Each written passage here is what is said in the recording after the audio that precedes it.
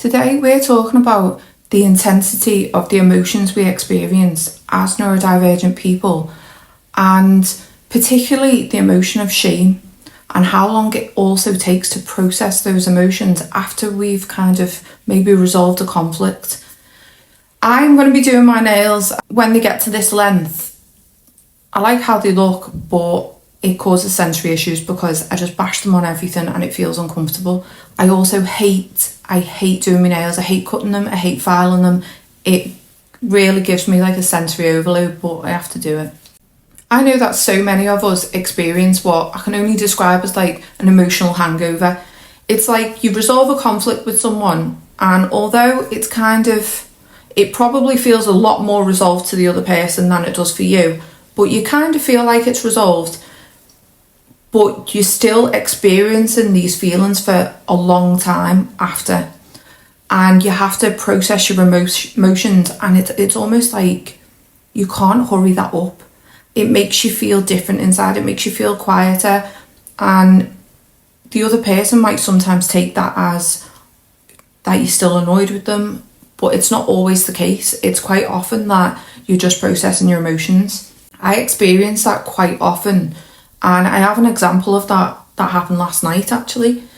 So we had been on we took the dog out for a walk, and it was really nice. We'd had everyone had been getting on well. We'd had a nice time. We'd ordered some food. When we came back, I realised that the money had been taken for the food, but the order hadn't processed, so that ended up being a bit stressful. I was trying to contact the customer services, which, surprise, surprise, there was no humans available to speak to. That had been a bit stressful, but we were getting on well. Me and my husband were getting on well. All of us as a family were getting on well. And we were in we ended up getting a different order, and finally the food arrived. And when we were dishing the food out in the kitchen, I can pick up on energy, and I'm sure a lot of you can too. It's like the smallest changes in energy and you feel it. Due to our pattern recognition skills, we often pick things up even before another person has realised. So I noticed this kind of slight change in energy in my husband. It felt like the time was getting on a bit, it was getting a bit later, and I thought he's probably tired and that, but the way people can be a little bit more narky when they're tired. He wasn't particularly narky, but I could kind of sense just a very subtle change in that energy. And I made a comment to him, and I said it in a light-hearted way, or what I thought was a light-hearted way. And it was just kind of, I can't remember exactly what I said, but it was along the lines of, let's just rein in something. Basically I was just kind of saying, come on, let's just keep things nice. We've been getting on well, let's keep it nice, like that.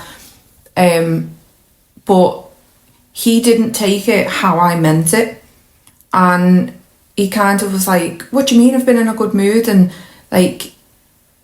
he got annoyed at my comments, not overly annoyed or anything. And I'm not saying that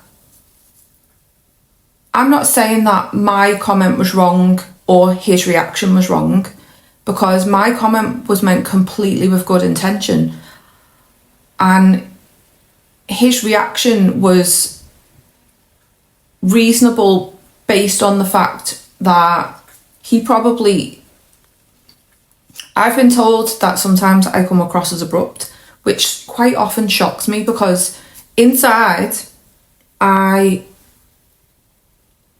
have good intentions and I am a caring person, so I just kind of assume that comes out on the outside. But even my oldest daughter has said, Mum, you do come across a bit abrupt sometimes, and I'm not meaning to be abrupt, and I've got no kind of negative intention when I'm saying these things. But I also kind of in my head, I thought, how did I come across then? So we kind of had I was feeling really confused, and I was thinking, did I come across as abrupt, or did I say it in a certain way? Did he pick it up in a different way? We have both, just to add a little side note, both me and my husband have had a lot of childhood trauma. And when it comes to things like, I don't know whether you're interested in like attachment styles in relationships and things like that. Obviously, we both kind of have these different attachment styles that are not necessarily the healthiest ones. And we are actually learning to understand each other better, and to understand that certain things trigger certain like childhood wounds. Like some things might trigger like abandonment wounds and things like that. So based on our communication, sometimes there was obviously like a miscommunication last night, and it wasn't that either of us was in the wrong in particular. It was just whatever we'd said or reacted like had triggered something in each other. We didn't argue. We actually spoke about it while the girls were there as well, because we weren't arguing. Like, it wasn't like we were arguing in front of them. We were having like, I want them to see that conflict can be resolved healthily as well. Like, that's a really important thing. So we don't necessarily try and hide that from them. If I know this isn't an argument, this is, we had like a little discussion about it. He said, you know, well, when you said that, I felt like this. And then I said, you know, when you reacted like that, I felt like this. And we resolved it. But then afterwards, even my oldest daughter picked it up. I was about to say it, but she said, right, everyone, we all know Mum is going to be processing this for a while. So if she's being quiet, that's why. And she said it out loud, and that it kind of, I felt really seen when she said that. I was about to say that myself, and I did say something afterwards. And I do say that now. I never used to, but I do say, listen, I'm going to need some time to process this. I'm not dragging out the conflict. I'm not annoyed about it, but I'm just well, sometimes I am still annoyed about it, but it's not because I'm actively trying to continue the conflict. It's just because it takes me that much time to kind of re-regulate my nervous system that I do hold on to things for longer, as I'm sure you do too, or a lot of you do too. So that's one example. And after that, I felt like a bit numb inside, which is not like me, because we experience things quite intensely. I felt a bit numb. I was processing my emotions. We'd put something on telly that we usually like laugh a lot to, and I felt like I couldn't laugh.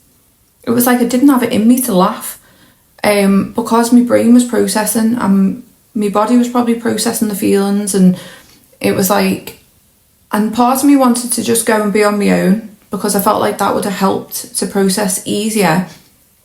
But at the same time, we were sat as a family, and I didn't want to just go and leave the room, because I feel like that might have looked like